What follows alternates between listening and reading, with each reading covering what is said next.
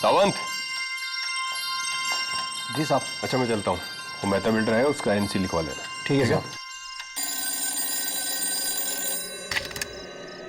Hello hello police station.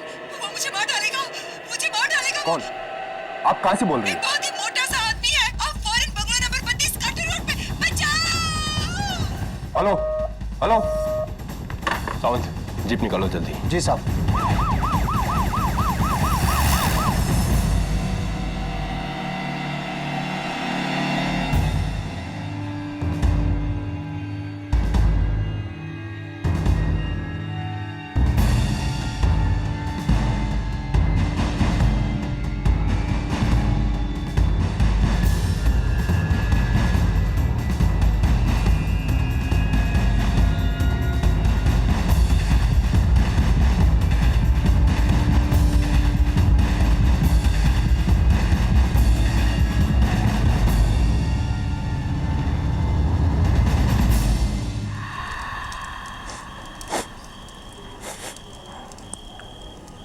कुछ चल रहा है।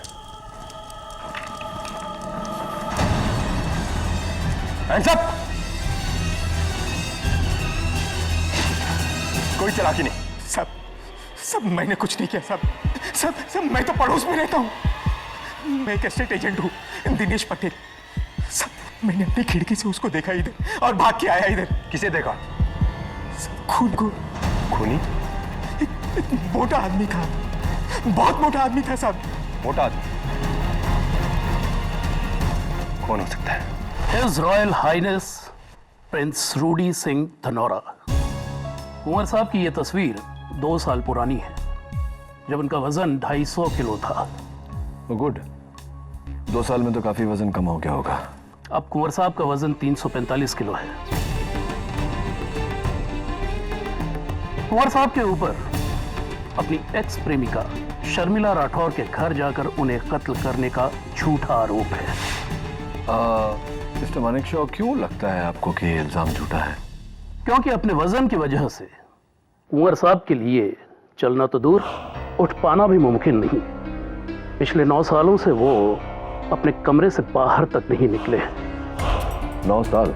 या मिस्टर केडी, 9 साल, 9 years। वाह। प्रिंस रूडी मेरे खास पेशेंट हैं। उनकी मेडिकल कंडीशन के कारण हमने पुलिस से परमिशन लिया कि उन्हें यहीं रखा जाए, हाउस अरेस्ट में। उन्हें जेल ना ले जाया जाए जब तक उन पे आरोप साबित नहीं हो पाता। वो कभी नहीं होने वाला है। Of course. 350 kg वजन लेके वो भागेंगे भी कहाँ? अच्छा बताइए डॉक्टर घोष, प्रिंस रूडी वाकई नहीं चल पाते? जी वो बिल्कुल नहीं चल सकते।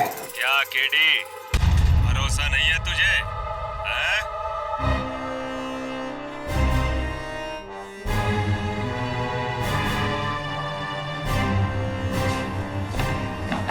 और कुंवर जी को आप प्लीज नाम से नहीं बुलाएंगे, आप उन्हें हिज हाइनेस प्रिंस या कुंवर जी कहेंगे।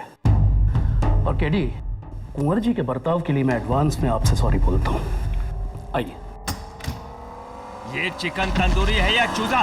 न नमक न मसाला। हॉस्पिटल जैसा खाना बनाना है तो वहीं जाके काम करो। गेट आउट, दफा हो जाओ यहाँ से। सॉरी कुंवर साहब, सॉरी। आइए। मोटा सांड, पता नहीं मरता क्यों नहीं।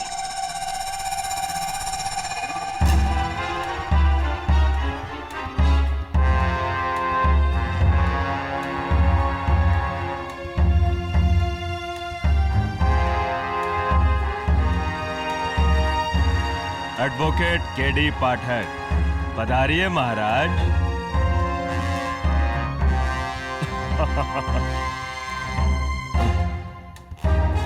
माफी चाहता हूं, अगर मेरा चौथा लंच ब्रेक न चल रहा होता तो आपसे उठकर हाथ मिलाता। इसका मतलब आप उठ सकते हैं? ये नहीं उठ सकते, मजाक कर रहे हैं। अब तो उसी दिन उठूंगा जिस दिन इस दुनिया से उठ जाऊंगा। बहुत जोवियल है आप। I like a sense of humour Prince Rudy. लेकिन फिलहाल आप पर आपकी एक्स गर्लफ्रेंड शर्मिला राठौड़ के कत्ल का इल्जाम है, इसके बारे में बात कर लें।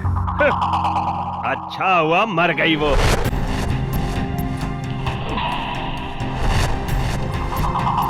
11 साल पहले मैं उसके प्यार में पागल था, लेकिन उसने मुझसे कहा कि अगर मैं मोटे से पतला हो जाऊं तो मुझसे शादी करेगी। जिंदगी में पहली बार प्यार में आकर किसी के लिए मैंने अपना वजन 200 से 80 किलो किया, सिर्फ 80 किलो। मैंने अपना वादा पूरा किया, पर उसने नहीं, उसने मेरे प्यार को ठुकरा दिया। उस ठुकराए हुए प्यार के गम में मैंने खाना शुरू किया, बस खाता गया और आज मेरी ये हालत हो गई, सब उस डैन की वजह से। खाली जी, क्या है? कुंवर साहब दवाई खा लीजिए। तो खिलाओ और दफा हो जाए यहाँ से।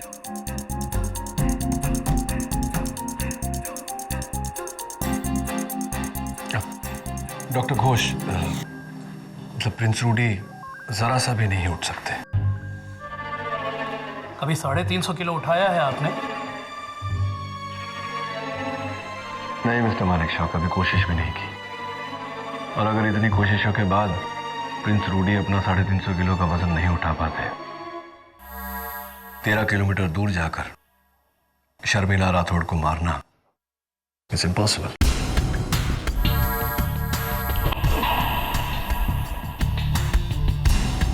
I think we have a good case, Rudy. Sorry, Prince Rudy.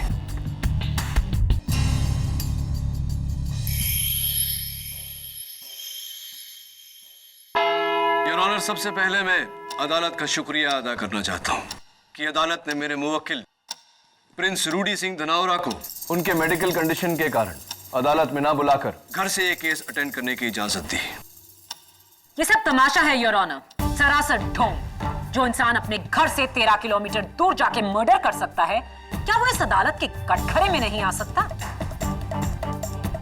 Prosecutor साहिबा, अगर मेरे मुवक्किल चल पाते तो मेरे पास लड़ने को केस ही नहीं होता।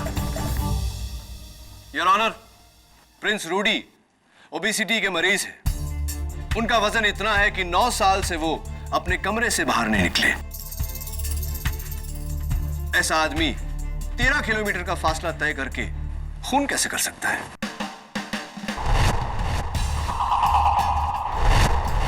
आपके एक सवाल के आगे मेरे 10 सवाल हैं, जिनमें से कुछ का जवाब देंगे इंस्पेक्टर दवे। योर ऑनर, 15 मार्च की रात करीब 1:30 बजे जब मैं पुलिस स्टेशन से निकल रहा था तो शर्मिला राठौड़ जी का मुझे फोन आया। हेलो हेलो पुलिस स्टेशन, वो मुझे मार डालेगा, मुझे मार डालेगा वो। कौन? आप कहां से बोल रही हैं? एक बहुत ही मोटा सा आदमी है, आप foreign bungalow number 32 cutter road पे। बचाओ। Hello hello. उन्होंने साफ कहा था एक बहुत मोटा आदमी। जी बिल्कुल साफ। दवे, अगर वो मोटा आदमी प्रिंस रूडी सिंह था तो शर्मिला ने उसका नाम क्यों नहीं लिया फोन पर, जबकि वो उसे बहुत अच्छी तरह से जानती थी? घबराहट में अक्सर इंसान डिटेल बताना भूल जाते हैं केडी। Okay, agreed. एक और बात, शर्मिला पर जानलेवा हमला हो रहा था, तो उन्हें इतना समय कैसे मिल गया कि वो फोन उठाए, नंबर डायल करे, अपना पता बताए, कंप्लेंट लिखवाए? आओ।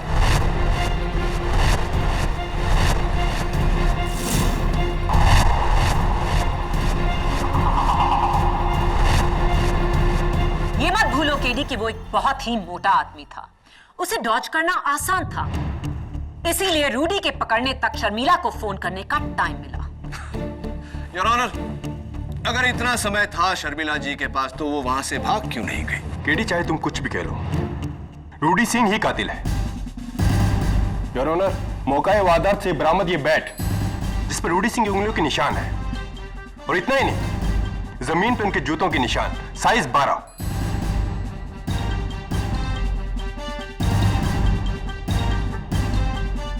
थैंक यू इंस्पेक्टर दवे, आपकी ये गवाही प्रोसिक्यूशन के बहुत काम आएगी। योर ऑनर, मेरा अगला गवाह जो इस केस के स्टार विटनेस हैं, जिन्होंने खूनी को अपनी आंखों से देखा।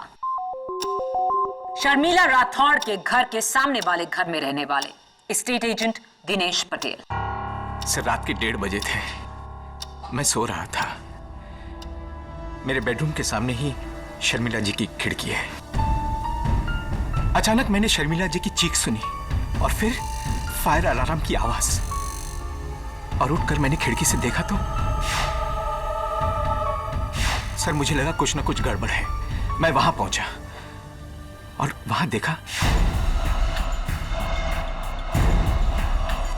पूरा सामान बिखरा हुआ था और कुछ ही दूरी पर जमीन पर शर्मिला जी की लाश पड़ी थी और फिर जलने की बू आई।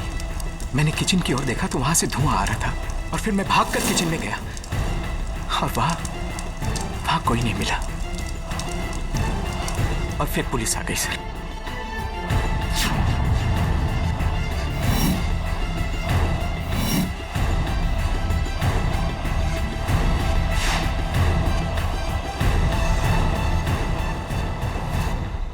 इस पूरी अदालत में उस साइज का इंसान है कोई?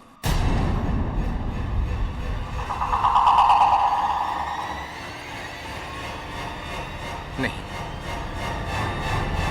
सिवाय उस आदमी के।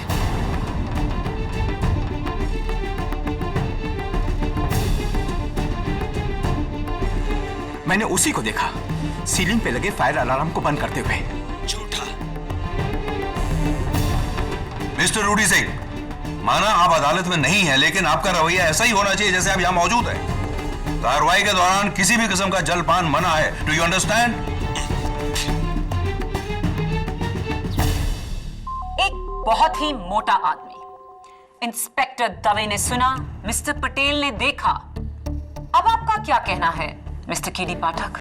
But of course. Mister Patel, जब आपने अपनी खिड़की से शर्मिला जी की खिड़की के उस पार उस मोटे आदमी को देखा तो आपकी खिड़की पर या शर्मिला जी की खिड़की पर कुछ पर्दा या कोई वेनिशियन ब्लाइंड वगैरह कुछ लगा हुआ था?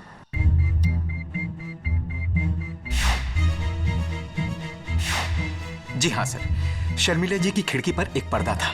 शर्मिला जी की खिड़की पर एक पर्दा था? जी हाँ। यानी कि आपने उस आदमी को नहीं देखा, महज उसकी परछाई को देखा, राइट? जी, लेकिन नहीं, अभी मेरा सवाल खत्म नहीं हुआ। एक मिनट, मैं आपसे पूछना चाहता हूं कि मिस्टर पटेल, इस रुमाल के पीछे कितनी उंगलियां हैं मेरी?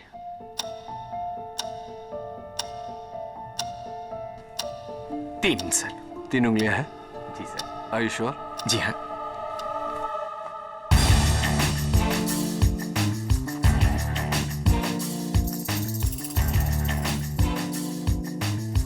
मिस्टर पटेल, अगर 2 फुट की दूरी से रुमाल के पीछे आपको उंगलियां जानने में तकलीफ होती है तो क्या अदालत का यह मानना ठीक रहेगा कि 40 फुट की दूरी से, वो भी रात के अंधेरे में, आपको परछाई पहचानने में गलती हुई हो, गलतफहमी हुई हो? सर भले ही मैंने उसका चेहरा नहीं देखा, लेकिन उसका मोटापा तो देखा। सर इतना बड़ा पेट, इतना मोटा आदमी और कौन हो सकता है? ये तो तय करेंगे अदालत में। मिस्टर पटेल, एक बात बताइए, मैंने सुना है कि आपने शर्मिला जी के बंगले के लिए 4 करोड़ रुपए उनको ऑफर किए थे, क्या ये सही है? जी हाँ सर, लेकिन उन्होंने इनकार कर दिया था। अब तो आपके लिए वो बंगला खरीदना बहुत ही आसान हो गया mister Patel. Anyway, let's come back to the point, which is कि आपने महज पर्दे के पीछे एक परछाई देखी, आपने मेरे मुवक्किल को नहीं देखा। क्यों? क्योंकि आपके मुवक्किल चल नहीं सकते। Exactly, यार।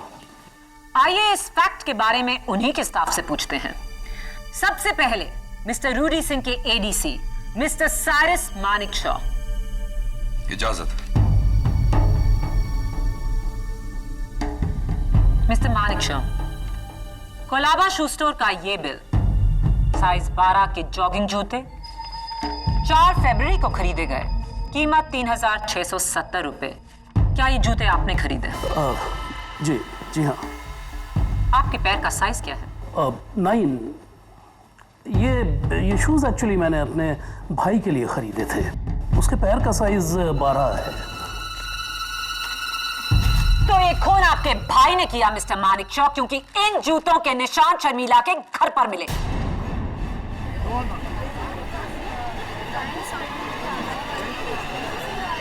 नहीं नहीं, मेरा भाई खूनी नहीं है। इनफैक्ट ये शूज मैंने कुंवर साहब के लिए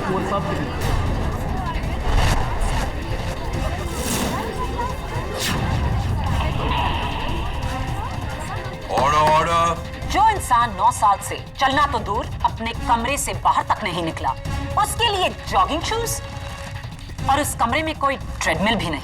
अब पता नहीं, कुंवर साहब ने मंगाए और मैं ले आया। थैंक यू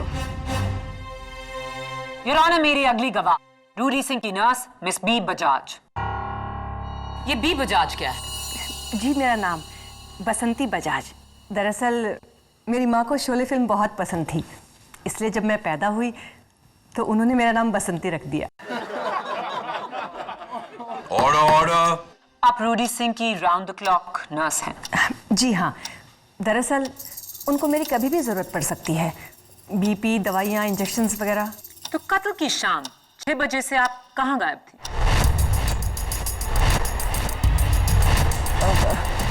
वो सर ने मुझे छुट्टी दी थी, इसलिए मैं हाफ डे लेके चली गई थी। उन्होंने आपको छुट्टी दी? सर को कहीं बाहर काम था।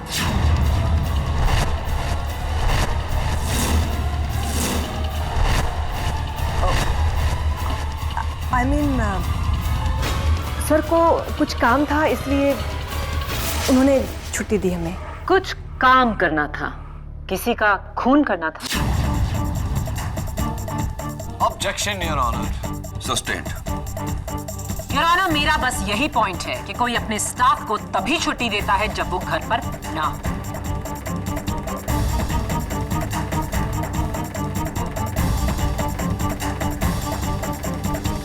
Thank you Basanti ji. Your honour, मेरी अगली गवाह रूडी सिंह की cook cum housekeeper miss Jyoti Karnik. इजाजत। आप रूडी सिंह के लिए खाना बनाती हैं? जी, वो हर 1.5 घंटे के बाद कुछ ना कुछ खाते हैं, इसीलिए मुझे उनको खाने को देना पड़ता है।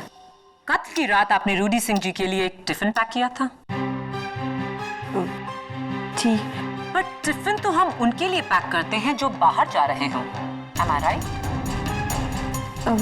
जी, लेकिन मैं तो सिर्फ कुक हूँ। अब जैसा सर बोलेंगे मुझे तो वैसे ही करना पड़ेगा ना। क्या ये सही है mister Rudy?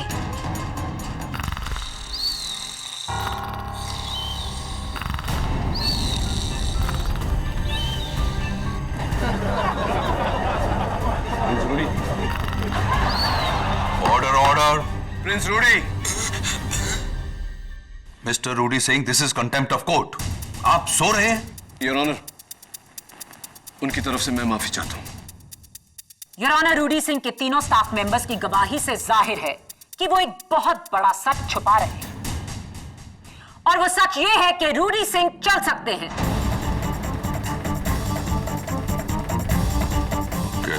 Your honour, Prince Rudy के स्टाफ के एक अहम मेंबर की गवाही अब भी बाकी है।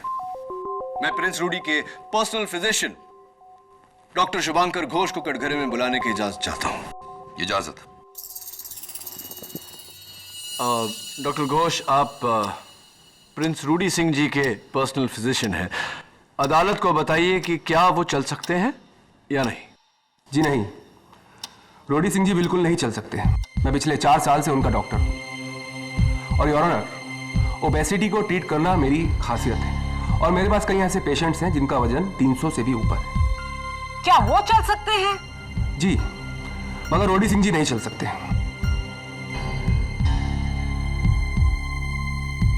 योर ऑनर, एक स्पेशलिस्ट डॉक्टर के स्टेटमेंट को झुटलाने वाले हम कौन होते हैं? और डॉक्टर घोष ने अभी अभी कहा कि प्रिंस रूडी जैसे कई भारी भरकम ओवरवेट पेशेंट्स इनके पास हैं। जाहिर सी बात है योर ऑनर कि दुनिया में ऐसे और भी लोग होंगे। वो कातिल रूडी सिंह ही था, और ये है उसका सबूत।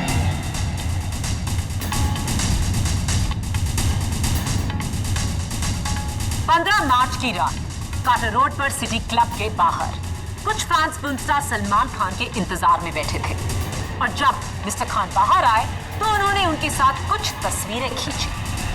शर्मिला का घर उस क्लब के बिल्कुल सामने है और 1:15 पर ली गई ये तस्वीर काफी दिलचस्प है और ये है उसका जूम इन वर्जन,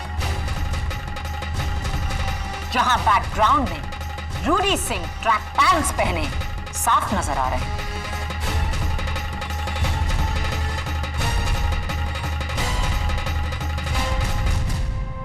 ये तो बिना किसी शक शुबा के रूडी सिंह ही है।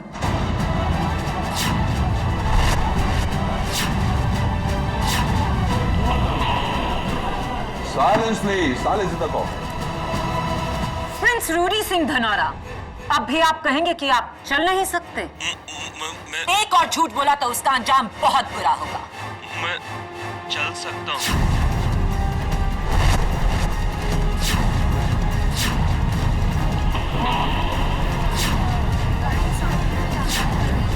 Order order. पिछले 2 हफ्तों से मैं चल सकता हूँ। 7 दिन बाद शर्मिला की शादी होने वाली थी, तो मैंने सोचा एक आखिरी बार उससे मिलकर अलविदा कह दूं। इसलिए मैं उससे मिलने के लिए पहली बार घर से बाहर निकला,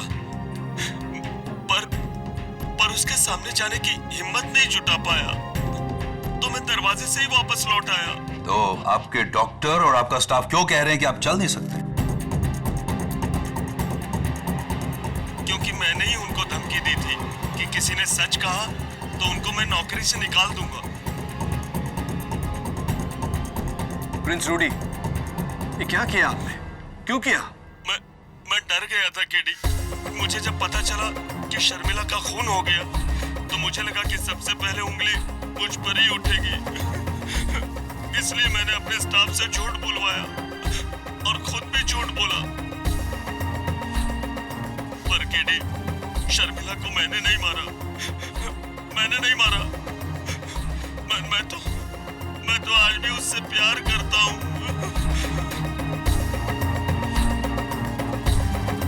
योर ऑनर, इस केस की शुरुआत में डिफेंस काउंसिल ने मुझसे कहा था कि अगर मैं ये साबित कर दूं कि रूडी सिंह चल सकते हैं, तो उनके पास कोई केस ही नहीं बचता। अब अदालत क्या कहे?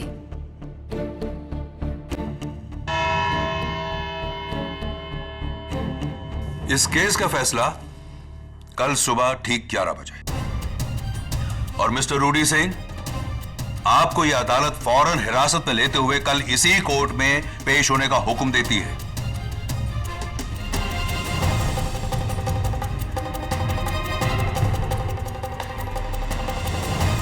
लगता है वो दिन आ गया कि तुम्हारी पहली हार का दिन।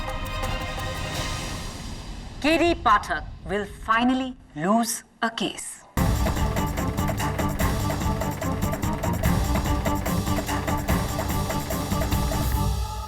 आप जानते हैं आज तक मैं कोई केस क्यों नहीं हारा? क्योंकि आज तक केडी ने कभी झूठ नहीं बोला। मेरी ताकत मेरी सच्चाई है और आज आपके कारण मैं अदालत में झूठा साबित हुआ। केडी, मैंने तुम्हें सिर्फ आधा झूठा साबित किया है, बाकी तुम्हारा आधा कहा हुआ सच है।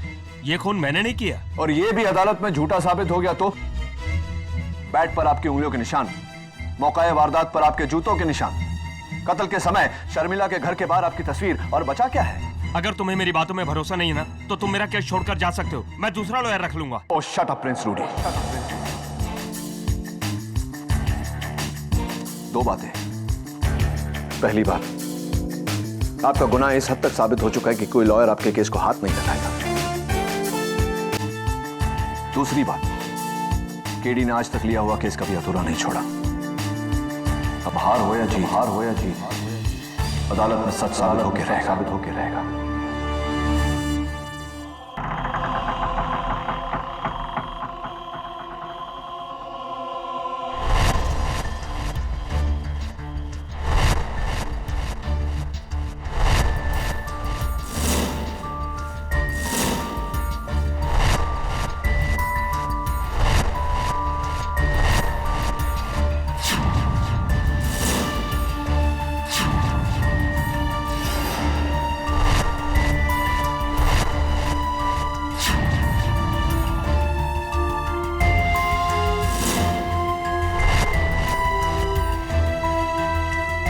तो ये देखो, क्या है केडी? किसी जानवर के बाल, ब्लैक कलर। कुत्ता था क्या शर्मिला के पास? नहीं तो फिर ये बाल किसके हैं? केडी, ये मत कहना कि किसी आदम को जानवर ने उसकी जान ली है। ये मैं नहीं, तुम कह रहे हो। आओ किचन में चलते हैं।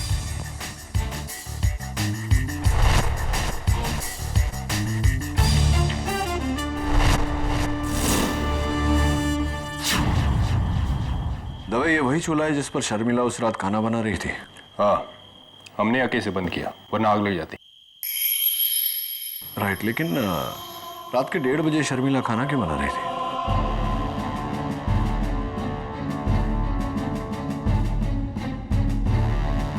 फ्रिज में तो खाना भरा पड़ा है।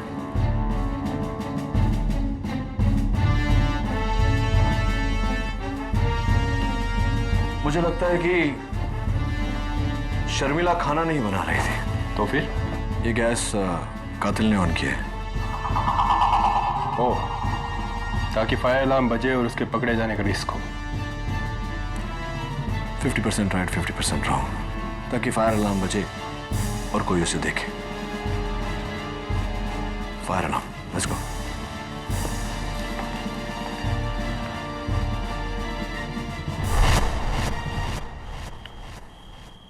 दवे, ये वही फायर अलार्म है ना जिसे ऑफ करते वक्त मिस्टर पटेल ने उस खिड़की में से कातिल को देखा था? हाँ,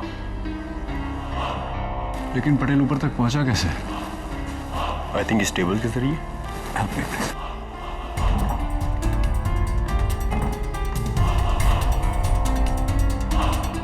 क्या लगता है तुम्हें, 6 फीट 4? राइट। मिसेस बिलीमोरिया, हाय। कल सुबह तक मुझे शर्मिला राठौड़ और इस केस से जुड़े हर विटनेस पे सारी डिटेल्स चाहिए। Thank you, so sweet of you. तभी केस क्लोज करने का समय आ गया।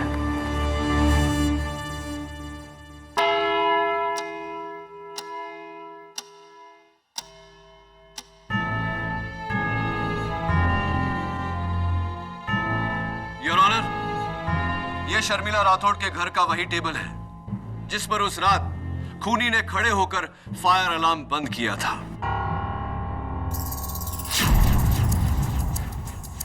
मेरी बात से इंस्पेक्टर दवे भी सहमत होंगे। यस। प्रिंस रूडी, आपका मौजूदा वजन, करंट वेट कितना है? 345 kilo. 345, 345 KGs, your honour. Dave, तुम्हारा? 80 किलोज। हवलदार साहब, आपका? 75 किलो। 75 केजीज और 80 KGs, total 155 KGs, your honour. Dave, जरा यहाँ आना। हवलदार साहब, आप भी आइए। मैं चाहता हूं कि आप दोनों इस मेज पर खड़े हो जाएं।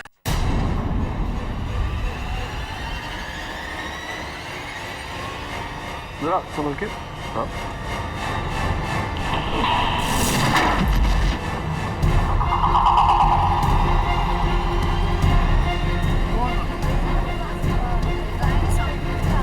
उठो तो। लगी तो नहीं? Thank you. योर ऑनर, यही था मेरा सवाल। यह टेबल जो 155 किलो उठाते हुए टूट गई, इसका 350 किलो उठाना नामुमकिन है। यह तभी के तभी टूट जाती। तो फिर यह टूटी कैसे नहीं? क्योंकि योर ऑनर, कत्ल की रात पर जो आदमी इस टेबल पर खड़ा हुआ था वो मोटा जरूर था, लेकिन भारी नहीं।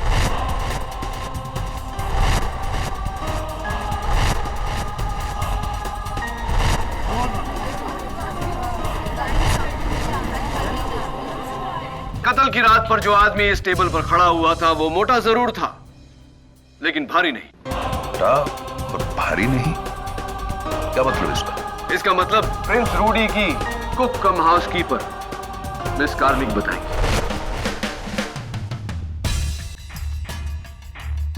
Miss Karnik, how are you? आपका एक छोटा भाई है जो फैंटेसी अम्यूजमेंट पार्क में काम करता है, क्या ये सही है? जी, मंगेश। मंगेश, राइट। तू क्या क्या करता है मंगेश वहाँ? जी वो वहाँ पे भालू है।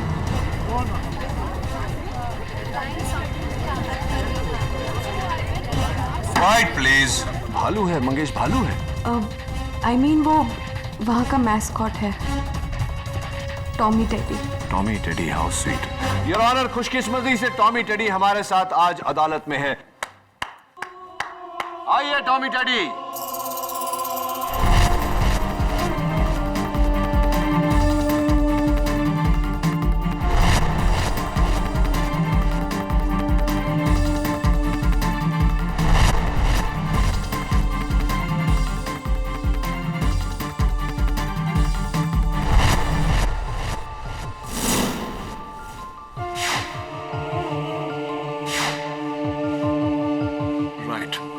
योर ऑनर, इस पोशाक के कुछ रेशे मुझे शर्मिला जी के घर से बरामद हुए।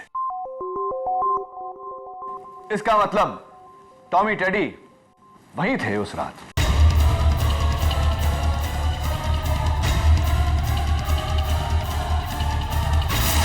टॉमी टेडी जी, आपकी जरा मैं मुंडी उतार लूं।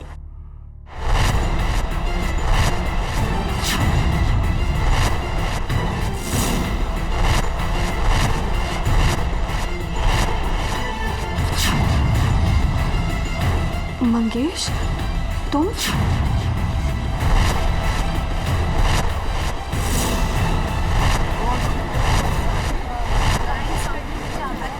आइए टॉमी टेडी साहब, मैं चाहता हूं कि आप इस टेबल पे खड़े हो जाएं।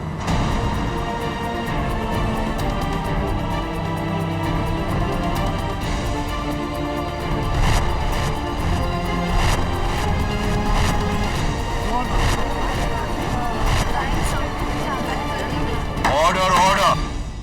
योर ऑनर, अगर मैं इसके सामने पर्दा लगा दूं तो 40 फुट की दूरी से किसी को भी यह गलतफहमी होगी कि पर्दे के पीछे कोई बहुत मोटा आदमी खड़ा हुआ है, ठीक उसी तरह जिस तरह मिस्टर पटेल को हुई थी। Mister Patel, am I right or am I right?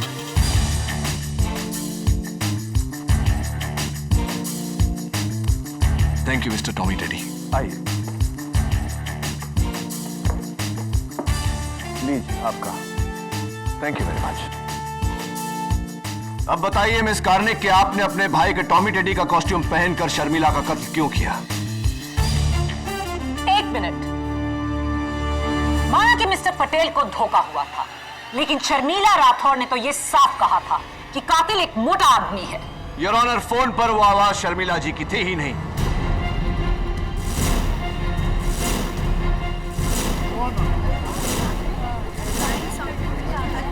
Order. सबसे पहले मिस कार्निक ने शर्मिला जी का कत्ल किया, उसके बाद उनके घर को तहस नहस किया, उसके बाद पुलिस को फोन किया। वो आवाज मिस कार्निक की थी या नहीं? बोलिए। नहीं योर ऑनर, मैंने कुछ नहीं किया, वो मैं नहीं थी, वो मिस्टर मानिक शॉ थे।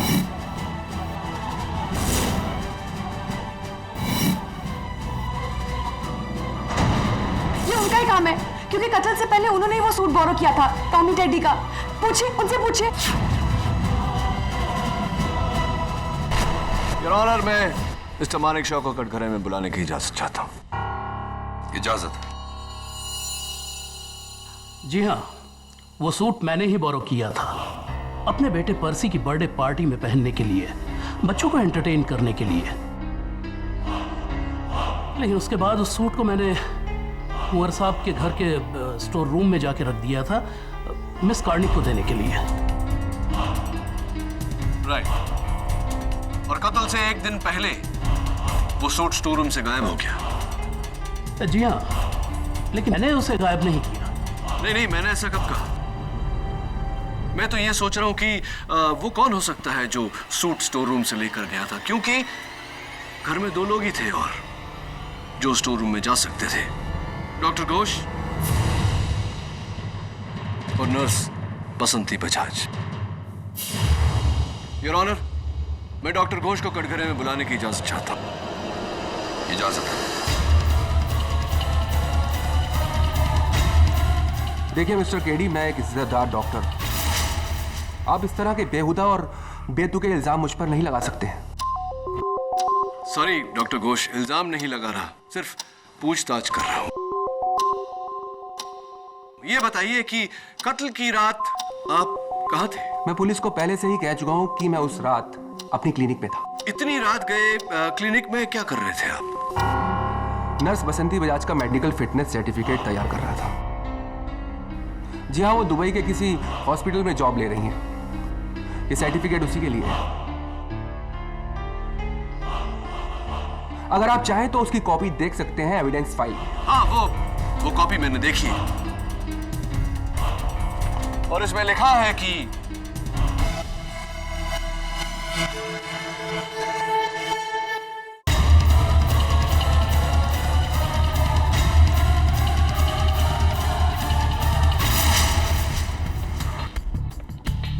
आप बैठिए डॉक्टर घोष।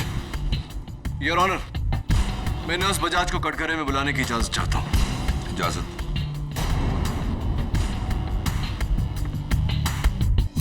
आप दुबई जा रही हैं? जी हाँ, दरअसल मैं रूडी साहब की बदतमीजियों से तंग आ चुकी हूँ।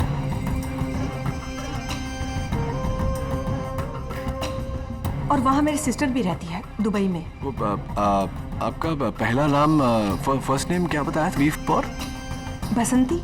हाँ, बसंती, बसंती, राइट। पिछली बार आपने बताया था कि शोले फिल्म के उस किरदार से आपकी माताजी ने प्रभावित होकर आपका नाम बसंती रखा था, राइट?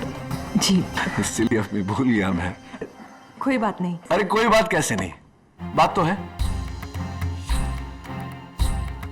अब देखिए ना, आपके फिटनेस सर्टिफिकेट में आपका बर्थ डेट यानी कि जन्म तारीख 16 सितंबर 1974, 16 सितंबर 1974, क्या यह सही है? जी बिल्कुल बिल्कुल सही लिखा है। तो क्या ये कहना ठीक रहेगा नर्स बजाज की पहले वो फिल्म आई होगी, आपकी माताजी ने वो फिल्म देखी होगी, उस फिल्म से प्रभावित हुई होगी, फिर आपका नाम रखा गया होगा बसंती। मेरा कहने का मतलब ये है कि पहले हेमा मालिनी जी का नाम रखा गया होगा, उसके बाद आपका नाम रखा गया होगा। Is that correct? जी ऐसा ही कुछ ऐसा ही हुआ होगा। तो एक बात बताइए, क्या आपकी माताजी उस फिल्म की शूटिंग पर गई थी या उस फिल्म के डायरेक्टर रमेश सिप्पी जी के साथ उनके घरेलू ताल्लुकात थे जिसके कारण उन्हें कहानी और किरदार के नाम पहले से पता थे? ऑब्जेक्शन योर ऑनर, बेबुनियाद सवाल।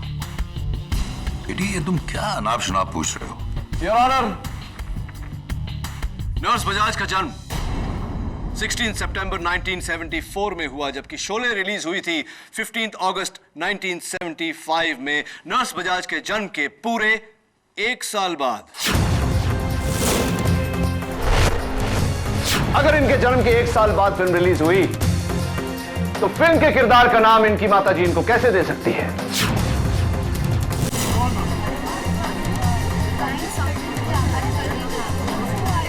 Order, order. योर ऑनर, अगस्त 2010 में मरहूम शर्मिला राठौड़ ने पुलिस में कंप्लेंट लिखवाई थी अपने कुक कम हाउसकीपर के खिलाफ। नूरी झा, इल्जाम 20 लाख रुपए के ज्वेलरी की चोरी। तब से नूरी झा फरार है, लापता है, फेक आइडेंटिटी के साथ जी रही है। लेकिन आज नूरी झा अदालत में मौजूद है। अदालत में मौजूद नर्स बसंती बजाज के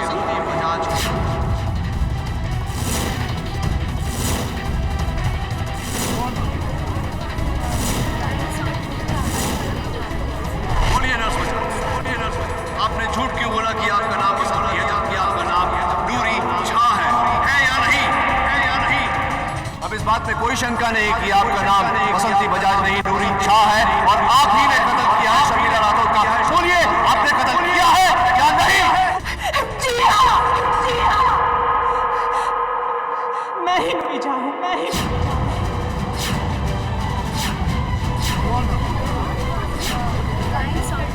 ऑर्डर, ऑर्डर।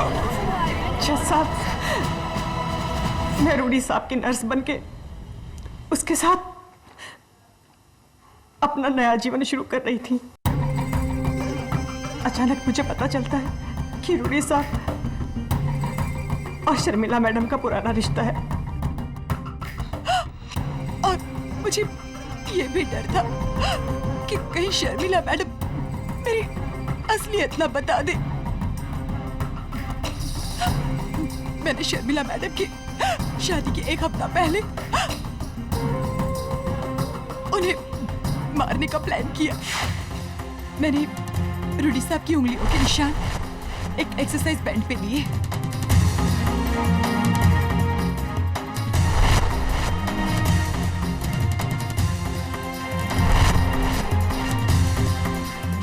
फिर हूबहू रूडी साहब जैसे जूते खरीदे। उसके बाद स्टोर रूम में जाकर टेडी बेयर का कॉस्ट्यूम चोरी किया और फिर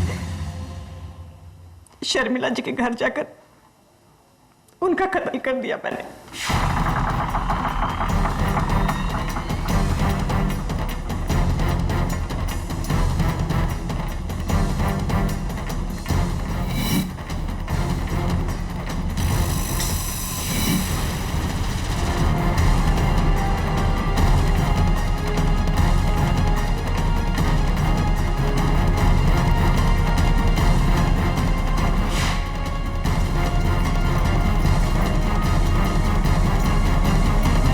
शर्मिला जी का कत्ल करने के बाद आपने जाकर गैस जलाया ताकि धुएं से फायर अलार्म बजे। आप टेबल पर चढ़ी, फायर अलार्म बंद किया ताकि लोगों को यह वहम हो कि कत्ल किसी बहुत ही मोटे आदमी ने किया है, मेरे मुवक्किल रूडी सिंह ने, जबकि कत्ल आपने किया था। जी हाँ, ये कत्ल मैंने ही किया।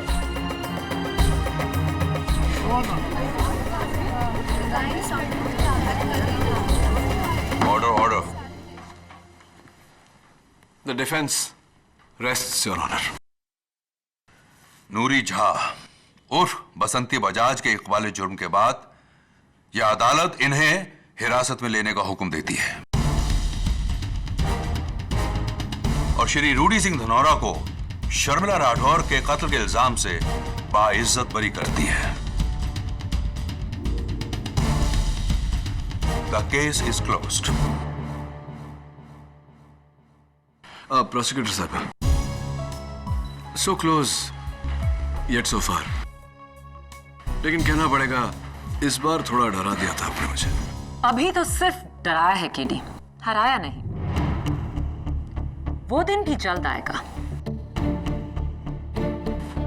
Congratulations, Prince Rudy. प्रिंस नहीं, only Rudy. How sweet. Oh, okay. I think it's okay. KD और रूडी क्या टीम है। आखिर हम जंग जीत गए।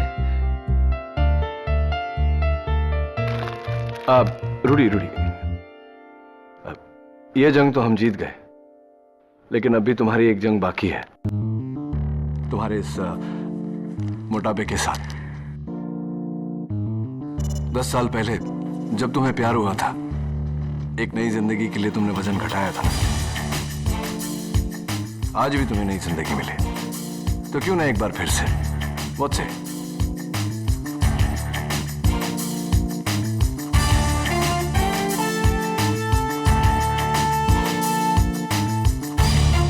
All the best. बी काम माय चाइल्ड। तुम इस तरह रोएगा तो आंट सिंथिया की आत्मा को तकलीफ पहुंचेगा। Don't cry, don't cry. Okay dad, अगर ऐसी बात है तो आई विल नॉट क्राई। और वैसे भी मेरा हस्बैंड मारियो ने आंटी को जीती जी क्या कम तंग किया होगा। बेटे, मारियो तुम्हारे साथ नहीं आया? उस बेशरम को क्या पता कि फैमिली का कीमत क्या होता है। नशे की हालत में पड़ा होगा किसी रोड पर। उसका इररिस्पॉन्सिबिलिटी ने तुम्हारा नहीं, पूरा गोम्स फैमिली का लाइफ बर्बाद कर दिया बेटे।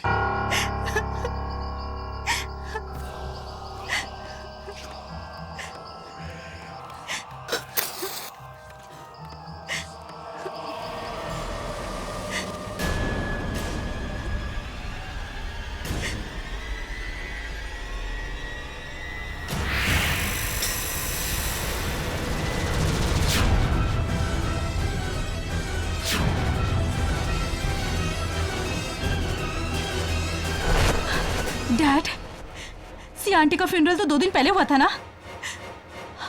और ये टॉमस्टोन भी नया है, इस पे इतना बड़ा क्रैक। इस पे इतना बड़ा क्रैक कैसे आया?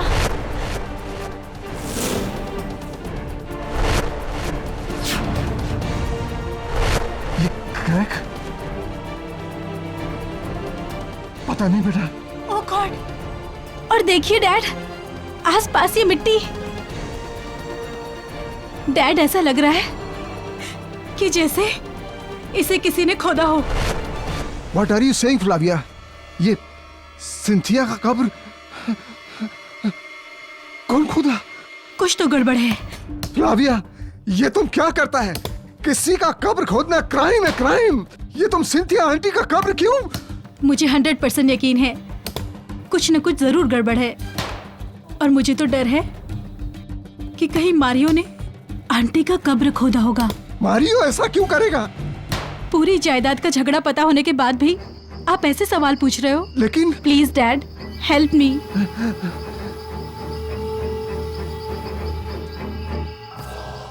खोलिए उसे।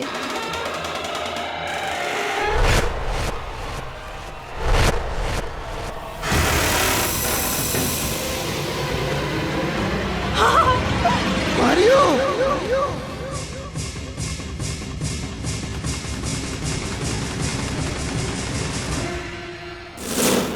डियर आंट सिंथिया, आपको आपकी ये नीज एमिली बहुत मिस करेगी।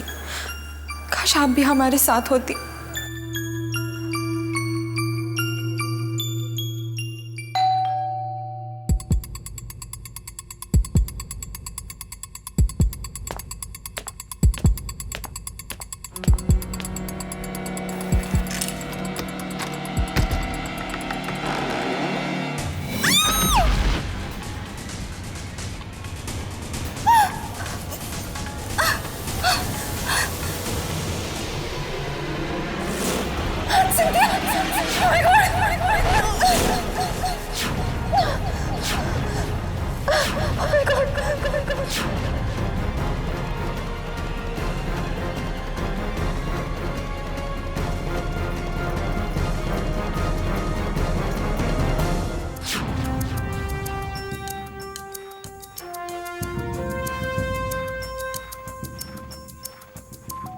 अजीब, बहुत अजीब। किसने मारा इसे इसका गला घोंटकर?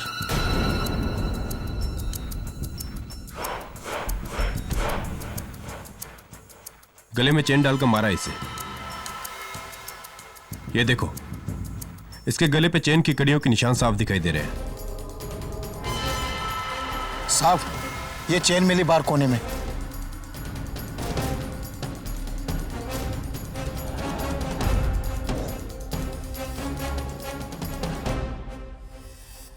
हंड्रेड %। इसी चेन से गला घोटा गया इसका।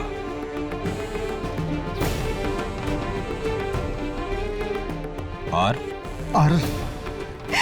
रिचर्ड, मेरी भांजी एमिली का पति। बट इंस्पेक्टर, ये चेन रिचर्ड्स का नहीं है, एमिली का है। एमिली रहती कहाँ है? रिचर्ड, आंट सिंथिया की बॉडी हमारे घर पे, इतनी दूर उस ग्रेवयार्ड से। नहीं, मुझे नहीं पता कैसे। अब मैं क्या करूं? Oh my God, I'm so scared. क्या करूं? रिचर्ड, बॉडी बहुत भारी है, मैं उसे नहीं उठा सकती। तुम कब पहुंच रहे हो घर? जल्दी आओ वरना पुलिस। Oh my God, दरवाजा खुला है।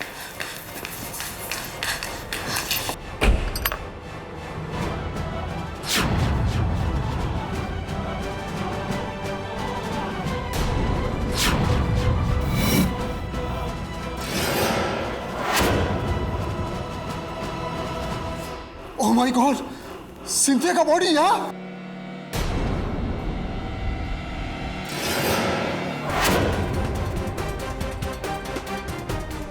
मुझे कुछ नहीं पता, मैंने कुछ नहीं किया है।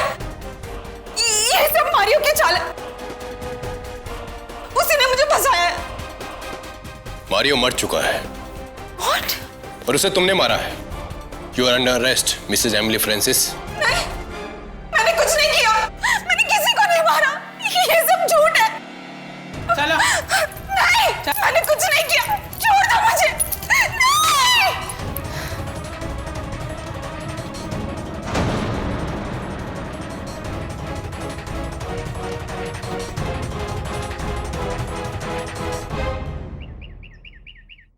मिसेस बिलमोरिया, क्या आप लोग जानते हैं कि कब्रिस्तान के चारों ओर जो दीवारें होती हैं वो इतनी ऊंची क्यों होती?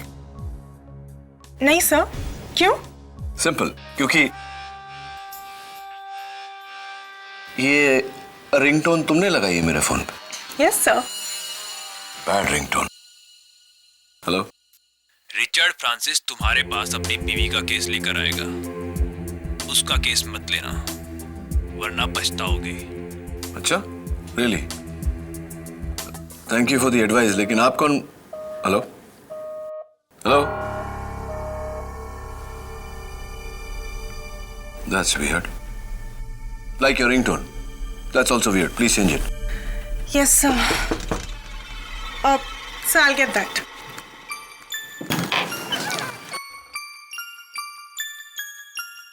एडवोकेट केडी पाठक? Richard Francis. आपको कैसे पता? मेरे जासूस चारों ओर फैले हुए हैं। Just joking. बताइए मिस्टर फ्रांसिस, आपका कौन सा केस है जो मुझे नहीं लेना चाहिए? रिचर्ड, मुझे बहुत डर लग रहा है। मुझे इस लॉकअप में अकेले मत छोड़ो। यहाँ आसपास सारे खूनी हैं, लेकिन मैंने किसी को नहीं मारा। किसी को नहीं मारा मैंने, किसी का खून नहीं किया, किसी को नहीं मारा मैंने।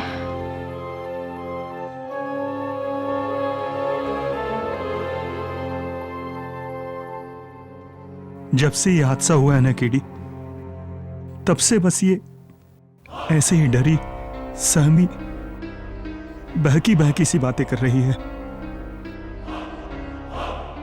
तो अब तुम ही बताओ रिचर्ड, ये कब्रिस्तानी कहानी का राज क्या है? गोम्स फैमिली में सबसे बड़ी आंट सिंथिया थी। उन्होंने शादी नहीं की और मारियो गोम्स उनके भाई के बेटे थे और एमिली उनकी बहन की बेटी। मारियो और एमिली दोनों ही कजिन्स थे और मैं रिचर्ड फ्रांसिस एमिली का पति हूं। और वहां बैठी फ्लाविया गोम्स, मारियो की बीवी। और वो दोनों कौन हैं? वो अंकल एल्बर्ट हैं, आंट सिंथिया के छोटे भाई। और जो उनके बगल में बैठा है वो रॉजर। वो आंट सिंथिया की देखरेख करता था। यानी कि एक अकेली बूढ़ी आंट सिंथिया और आप सब उनके परिवार के लोग। जी। जिसमें से सबसे बड़े हैं एल्बर्ट गोम्स। योर ऑनर, मेरा बड़ा सिस्टर सिंथिया का गोवा में 40 एकड़ जमीन है। उस जमीन का मार्केट वैल्यू 70 करोड़ से कम नहीं। एमिली और मारियो का दोनों का इस जमीन पर नजर था और हमको ऐसा लगता है कि उसी जमीन के वास्ते एमिली ने मारियो को मार डाला।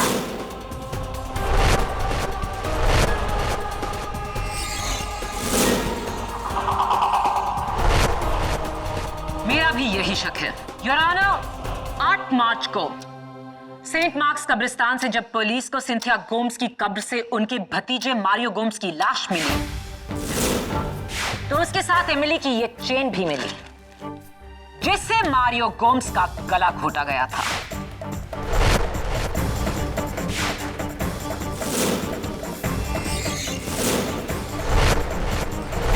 जाहिर है पुलिस उसके बाद एमिली के घर पहुंची, जहां से शॉकिंगली उन्हें सिंथिया गोम्स की लाश बरामद हुई।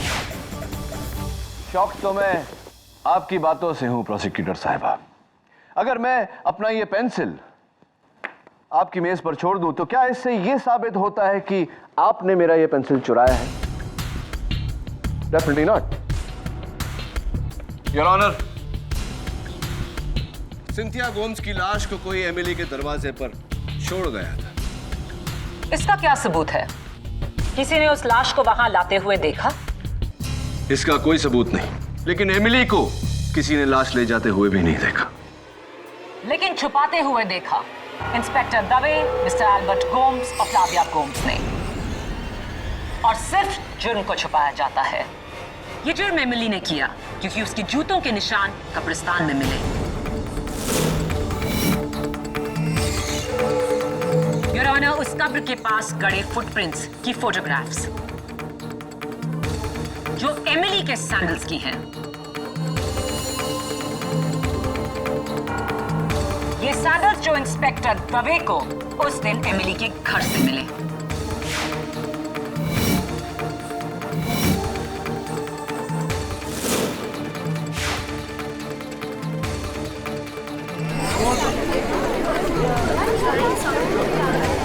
Order order.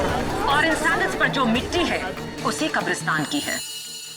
ये तो क्लियर सबूत है कि एमिली वहां गई थी।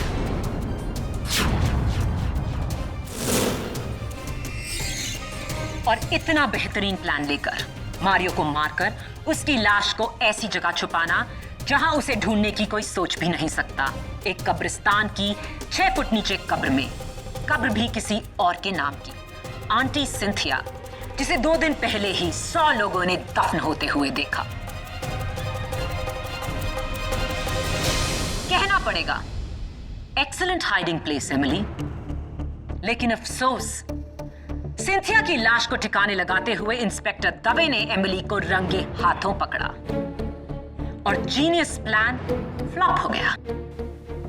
योर ऑनर, मुझे प्रोसिक्यूटर साहिबा को याद दिलाने की कोई जरूरत नहीं कि हर मर्डर का एक मोटिव होता है, कत्ल की वजह। और एमिली के पास कत्ल की कोई वजह नहीं थी, क्योंकि आंटी सिंथिया ने खुद अपनी जायदाद इसी वसीयत में एमिली के नाम लिख दी थी। अजीब बात है मिस्टर डिफेंस काउंसिल। बिल्कुल एक ऐसी वसीयत मेरे पास भी है जिसमें जायदाद का वारिस एमिली नहीं, मारियो गोम्स है।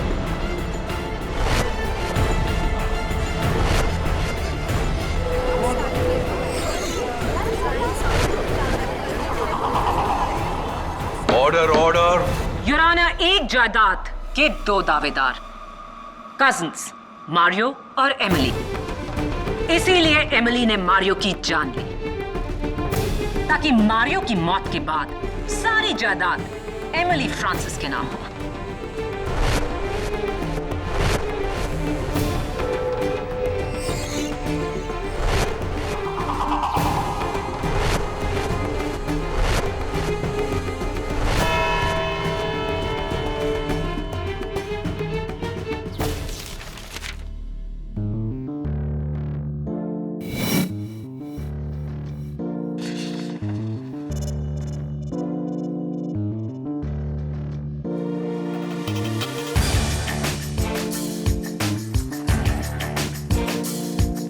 एक ही इंसान 2 अलग अलग वसीयत क्यों बनाएगा? मैटर वही, डेट भी सेम, सिर्फ नाम अलग। नेती, आंटी सिंथिया कहां तक पढ़ी थी? सर, रिपोर्ट के मुताबिक वो एक एमकॉम ऑनर्स थी। एमकॉम? फिर सिग्नेचर की जगह अंगूठा क्यों लगाया? स्ट्रेंज। May be not. नेती, पार्किंसंस डिजीज था उन्हें। वो क्या है? मिसेस बिलमोरिया, पार्किंसंस डिजीज, जहां मरीज के हाथ पांव हिलते हैं, ट्रेमर होते हैं, इसीलिए वो पेन उठाकर सीधा सिग्नेचर नहीं कर पाते, जिसके कारण आंटी सिंथिया ने अंगूठा लगाया था। Please change this ringtone. KD Pathak? KD Pathak, इस केस को छोड़ दो वरना पछताओगे। सुनिए मिस्टर धमकी वाले, मैं हेलो हेलो। वो इच धमकी वाला फोन? तुम ये कॉल ट्रेस क्यों नहीं कर सकते? अनट्रेसेबल नंबर है मिसेस बिलमोरिया। नेवर माइंड, वो उसका काम कर रहा है, हम अपना काम करेंगे। नीति, गैजेट ऑफिस से पता करो कि ये दोनों स्टैम्प पेपर्स किस डेट पे इशू हुए थे? योर ऑनर, सिंथिया गोम्स की 2 वसीयत, दोनों पर सब्जेक्ट मैटर एक समान, डेट्स भी सेम, लेकिन इनमें से एक उनकी मौत के पहले बनाई गई थी और दूसरी उनकी मौत के बाद।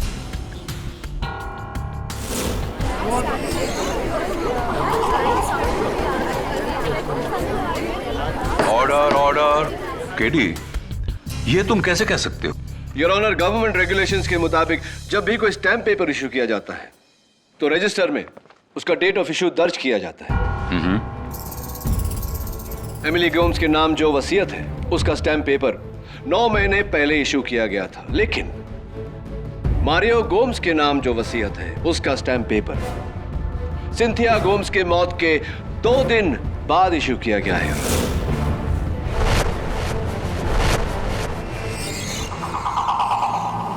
तो फिर इस पर सिंथिया गोम्स के अंगूठे का निशान कैसे आया मरने के बाद? अनफॉर्चुनेटली योर ऑनर, इस केस से यह जाहिर हुआ है कि मौत के बाद भी अंगूठे का इस्तेमाल किया जा सकता है वसीयत पे थंब इंप्रेशन लेने के लिए, भले ही ऐसा करने के लिए कब्र ही क्यों ना खोदनी पड़े। Right mister Albert?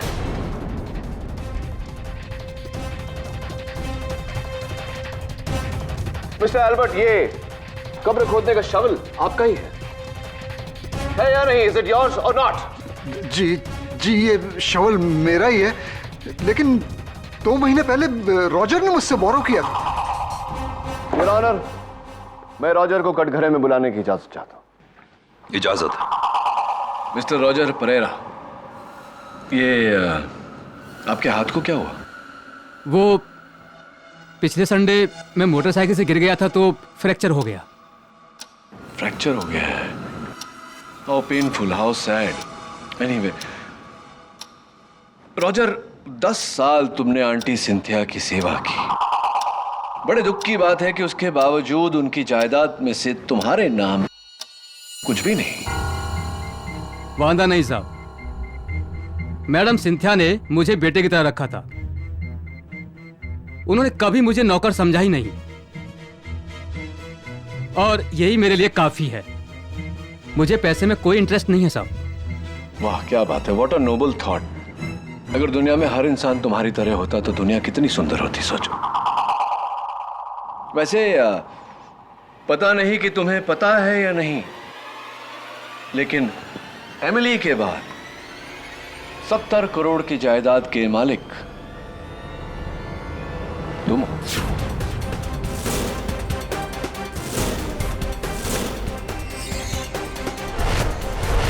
यानी कि अगर एमिली को कुछ हो जाता है, फांसी हो जाती है या उम्र कैद भी हो जाती है, तो तुम सीधा डायरेक्ट नौकर से मालिक। क्या?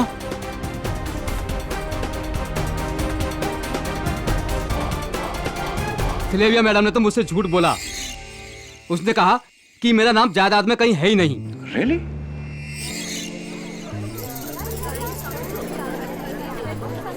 यानी ये पूरा हिस्सा ये लेना चाहती है? नहीं, मुझे मेरा हिस्सा चाहिए। हाँ, और मिलना भी चाहिए तुम्हें तुम्हारा शेयर।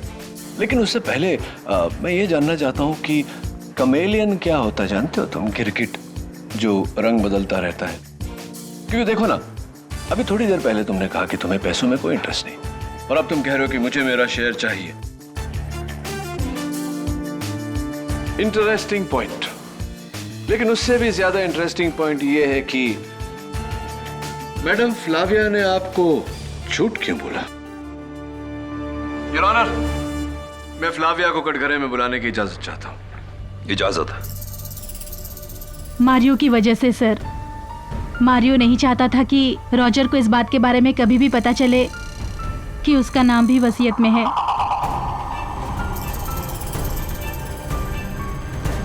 मारियो ने मुझे धमकी दी थी कि ये बात मैं उसे कभी ना बताऊं। पति ने पत्नी को धमकी दी। It's not a good thing, not good at all. कैसा पति था मारियो? मारियो एकदम अच्छा पति नहीं था। वो घर में कम और बार में ज्यादा रहता था।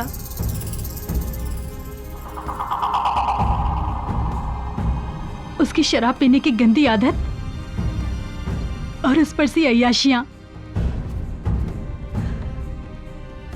मेरा लाइफ तो उसने एकदम जहन्नुम बना दिया था सर।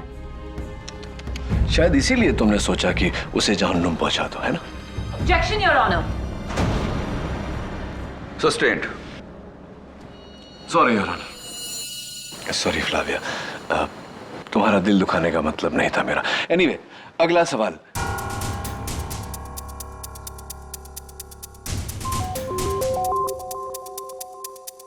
योर ऑनर, इस केस का एक बहुत ही अहम विटनेस पुलिस की गिरफ्त में आया है।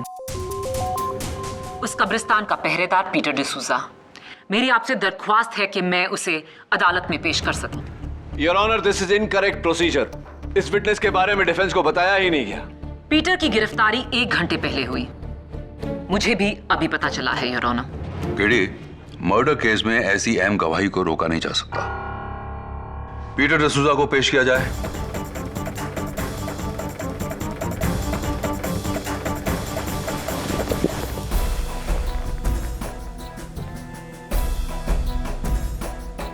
हमको माफी दे दो जज साहब, हमसे बहुत बड़ा मिस्टेक हुआ। हमको इसके लिए बहुत मनी दिया गया था। किसने दिया वो पैसा? फेस नहीं देखा, हाँ, क्योंकि सारा बात और ऑर्डर फोन पे आया था। हाँ, मगर वो एक आदमी था, उसकी वजह से मैंने ये सब कुछ किया।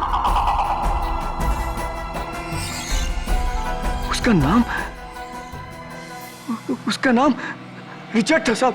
नहीं, मैंने किसी को फोन नहीं किया।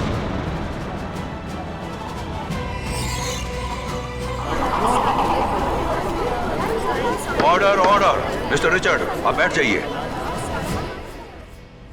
मेरा शक सही निकला योर ऑनर। ये पूरी साजिश अकेली एमिली की नहीं थी। उसके पति रिचर्ड ने भी उसकी मदद की।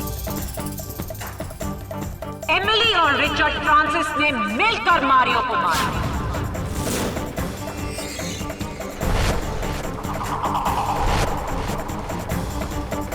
Your honour, may I approach the bench?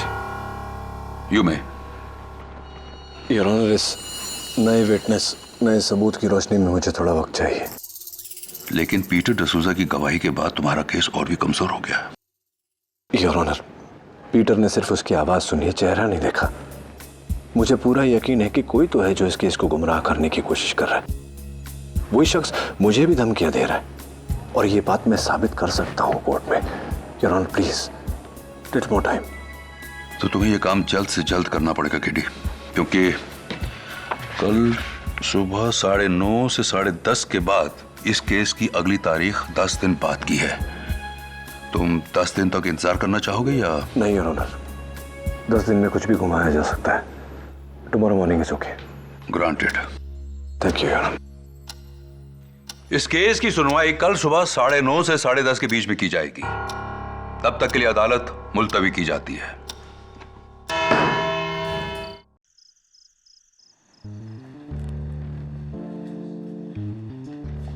Albert, Roger, Flavia, Richard, ये चारों अभी भी शक के दायरे में। इन चारों में से कोई भी हो सकता है या फिर कोई और।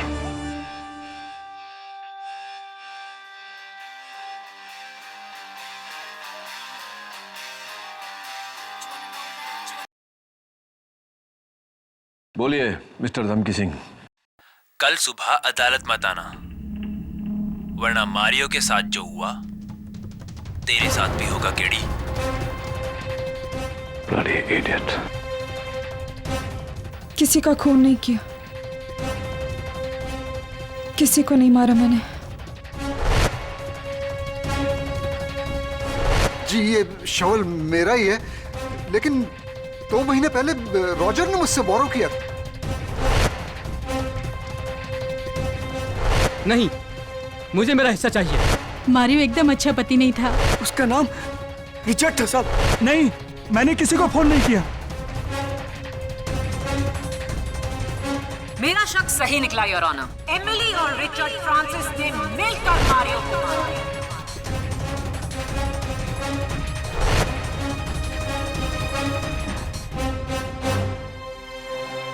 सुबह के 4 बज गए नियति।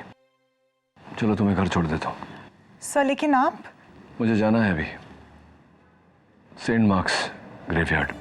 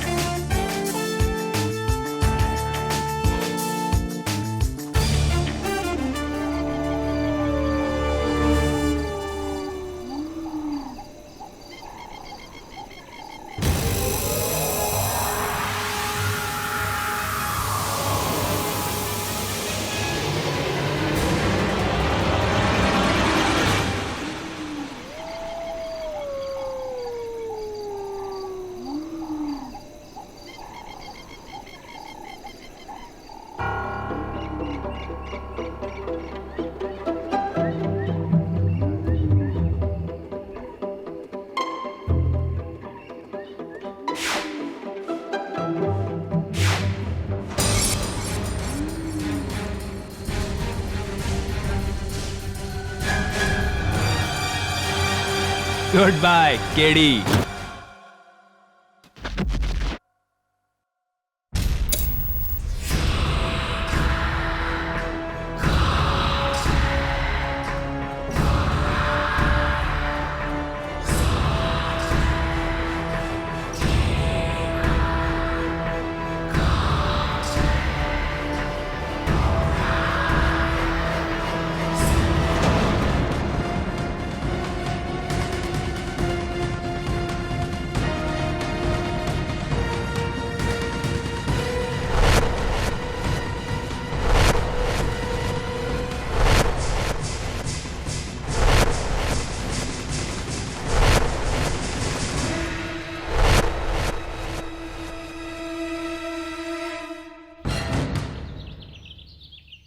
हेलो झिलमिल जी, मैं नियति ऑफिस से बोल रही हूँ। केडी सर अब तक ऑफिस ही नहीं आए और 9:30 बजे हमें कोर्ट पे पहुँचना है। जी मैंने उनका फ़ोन ट्राई किया और बिल्कुल आउट ऑफ रीच है। हाँ, सुबह के 4:30 बजे वो कब्रिस्तान गए थे। I mean I hope he is okay, I am worried.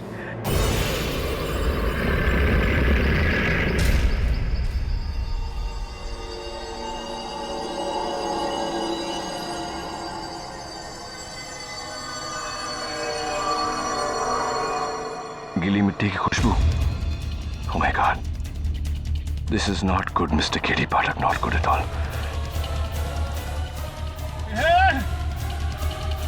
Is anybody there?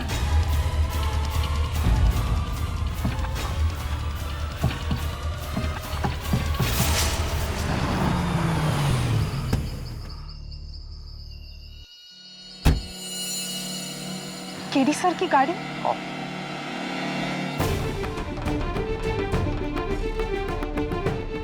Calm down, Katie. Easy. Panic मत करो। पैनिक करोगे तो सांसें तेज चलेगी, ऑक्सीजन खत्म हो जाएगा। Easy. You can do it. Okay. Let's think about this. Next step. Cell phone. Right. Cell phone.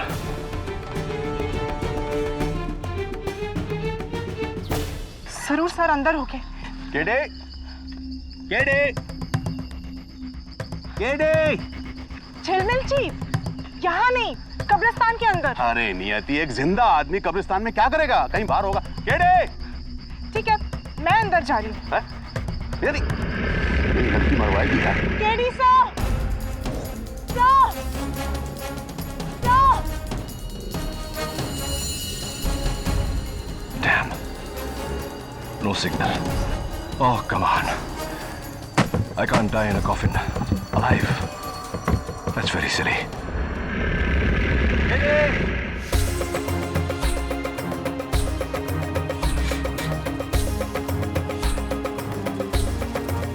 Signal भी नहीं है। इसलिए तो सर का फोन आउट ऑफ रीच आ रहा था। KD sir.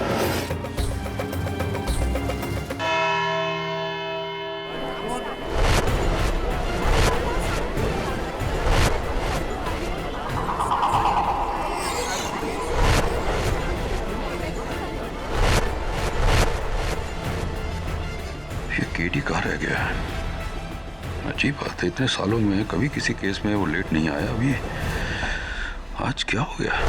ओह गॉड, अब तो केस का वक्त हो गया है, हमें कोर्ट चलना होगा। क्या करें? तो मैं तब से यही तो कह रहा हूं ना नियति, चलो। नियति का टेक्नो रिंग ट्यून बजाता हूँ, शायद कोई सुन ले।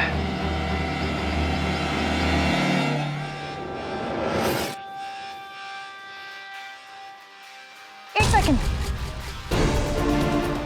क्या हुआ? यहाँ से कुछ आवाज आ रही है, कोई इंग्लिश गाने की। गाने की? हाँ, हो सकता है ये किसी डीजे की कब्र होगी। अंदर भी बचा रहा होगा बेचारा।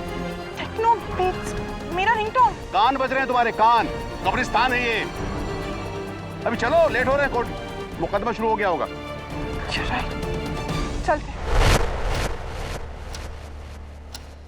योर ऑनर, आधा घंटा हो गया है और केडी का कोई नामो निशान नहीं।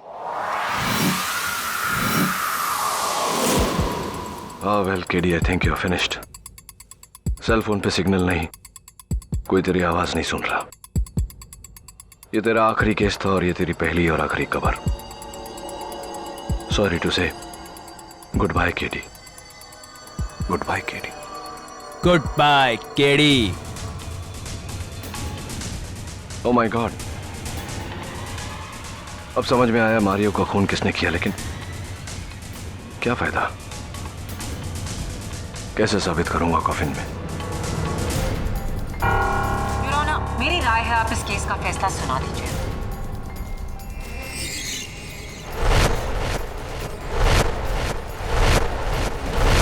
नहीं माया, मैंने केडी को 1 घंटे की मोहलत दी थी, अभी भी आधा घंटा बाकी है।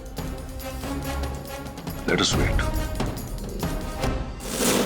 KD, you can't die so easily. इतनी आसानी से नहीं मर सकते तुम। सोचो सोचो कैसे बाहर निकलोगे। कार कीज, गाड़ी की चाबी, गाड़ी का सिक्योरिटी लॉक, शायद कोई देख ले। रेडियो सेंसर्स दीवारों से पास होते हैं।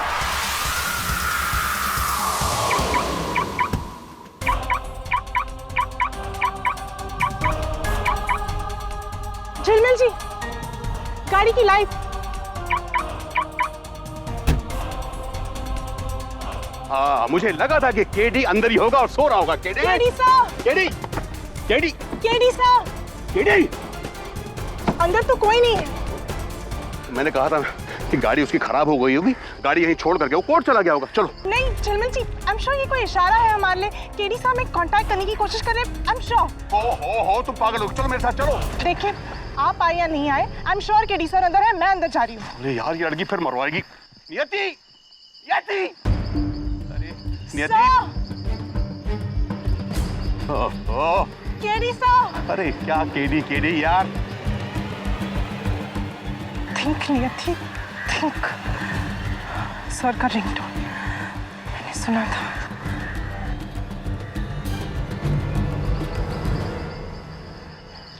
इस कबर में।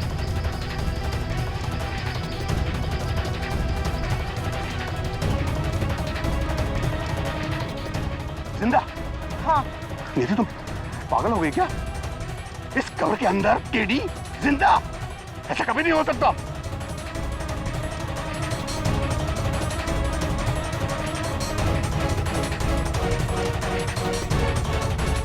झिलमिल जी, ये देखिए, यहाँ की तारीख है 1991, यानी कि 20 साल पुरानी। और यहाँ की मिट्टी देखकर ऐसा लगता है जैसे कि इसने अभी इस पे डाली हो। एक minute, I am very sorry नियति। क्या हुआ? नहीं, मुझे लगा था कि कुछ तुम्हें, लेकिन नहीं। Intelligent, fantastic. क्या तुमने ढूंढ निकाला है। एकदम इस कब्र की मिट्टी ताजा है, ऐसा लगता है कि अभी अभी ये कब्र को दफनाया गया है। झिलमिल जी, हमें ये खोदना होगा अभी इसी वक्त। मैं नहीं खोदूंगा कब्र। लेकिन आप ही तो। नहीं, मैं कब्र को हाथ नहीं लगा सकता। मैं अच्छा ठीक है, आप किसी की मदद तो ले सकते हैं ना।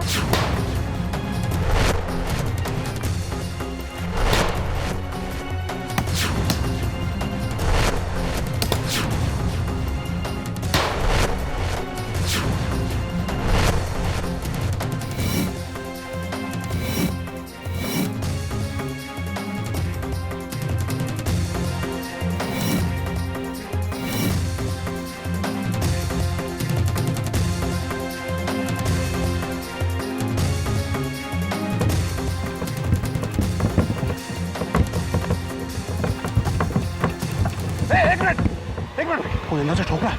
हिल रहा है। हाँ, जरा जल्दी खोलो।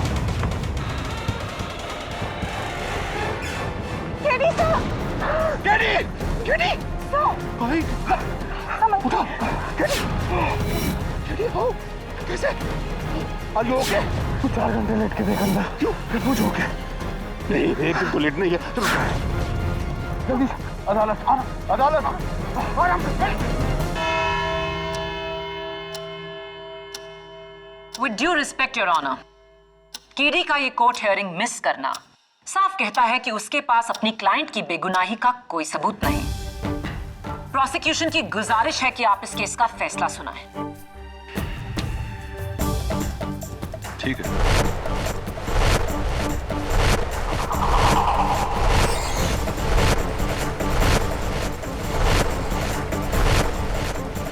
साढ़े 10 बजने वाले हैं और योर ऑनर, लेकिन अभी तक 10:30 बजे नहीं। केडी, ये कोई टाइम है अदालत पहुंचने का? I am extremely sorry your honour. Have you forgotten the decorum of the court? तुम्हारा ड्रेस कोड का है? मैं अदालत का वक्त जाया नहीं करना चाहता था, इसलिए इसी तरह आना पड़ा। What has happened to you? ये तुम्हारी ये हालत कैसे हुई है? दरअसल बात यह है कि अब तक मैं उसी कब्रिस्तान में 2 गज जमीन के नीचे गाड़ा गया था। क्या?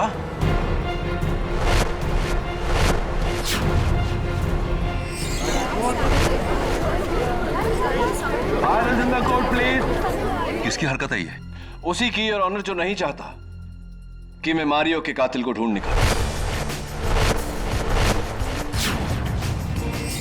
तुमने उसका चेहरा देखा है? चेहरा तो नहीं देखा योर ऑनर, लेकिन उसकी आवाज सुनी है।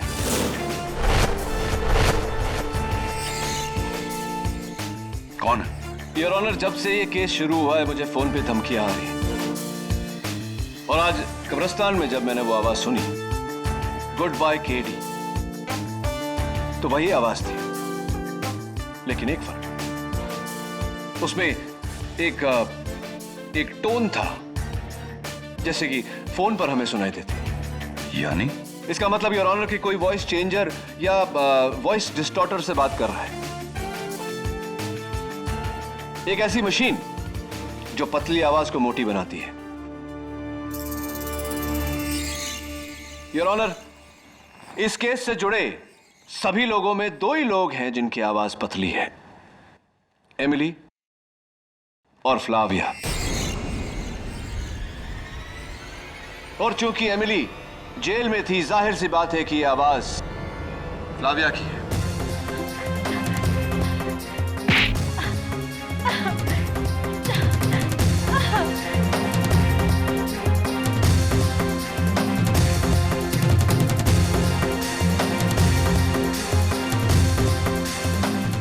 मेरा हस्बैंड मारियो और मेरे डैड एल्बर्ट दोनों ने मिलकर एक झूठी वसीयत तैयार की और उसके ऊपर सिंथिया आंटी के लाश के अंगूठे का निशान लगाया।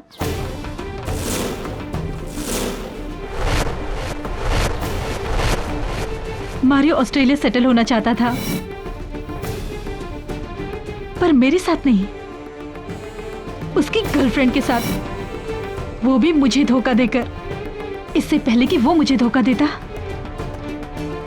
मैंने उसे धोखा दे दिया, उसकी जान लेकर।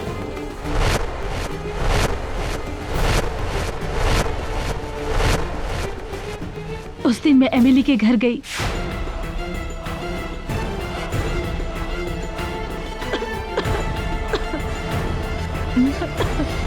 मैं अभी पानी लाती हूँ। वहां से उसके जूते और चेन चुराया और उसी चेन से मैंने अपने पति का मर्डर कर दिया।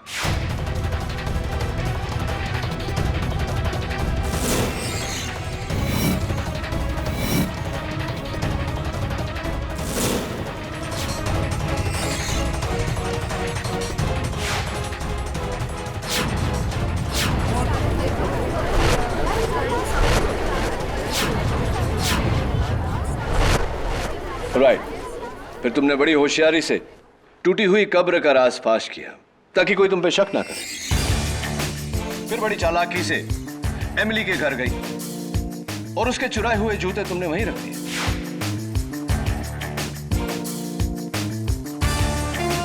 ताकि दवे को इन्वेस्टिगेशन के दौरान वो वहां से बरामद हो।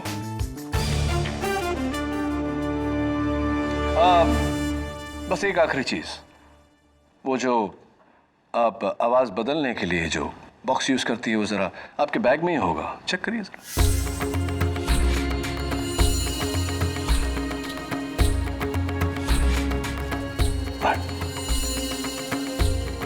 इस वॉइस चेंजर के जरिए मैंने कब्रिस्तान के कब्र खोदने वालों को रिश्वत दी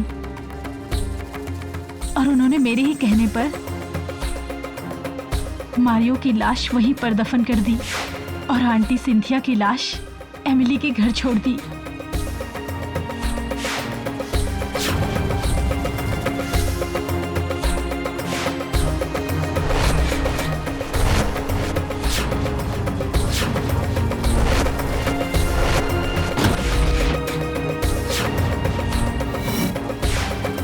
The confession is now complete, Your Honor.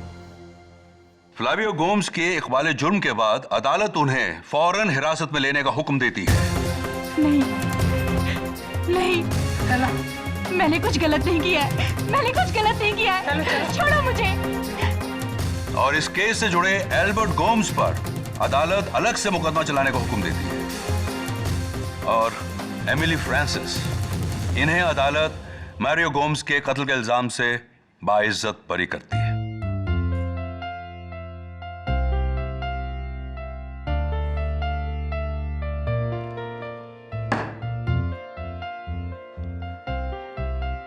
लगता है तुम मेरा पीछा कब्र में जाने के बाद भी नहीं छोड़ोगे केडी।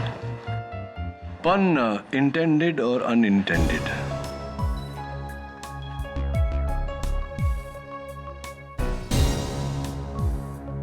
कांग्रेचुलेशन। सॉरी, हाथ नहीं मिला सकता, हाथ जरा काले हो गए, लेकिन अच्छा है मुंह काला होते होते बच गया। Thank you so much. All the best to both of you. Well done sir. Graveyard mystery solved. अब उस ग्रेवयार्ड रिडल का भी जवाब दे दीजिए ना प्लीज। नियति, पहले मुझे बहुत फनी लगता था, लेकिन खुद कब्र में जाने के बाद I don't find it funny anymore. Sir please, मुझे जानना है, आई एम वेरी क्यूरियस। जानो ना। सर नहीं, प्लीज बताइए ना, क्यों कब्रिस्तान के चारों ओर ऐसी ऊंची ऊंची दीवारें होती हैं? व्हाई?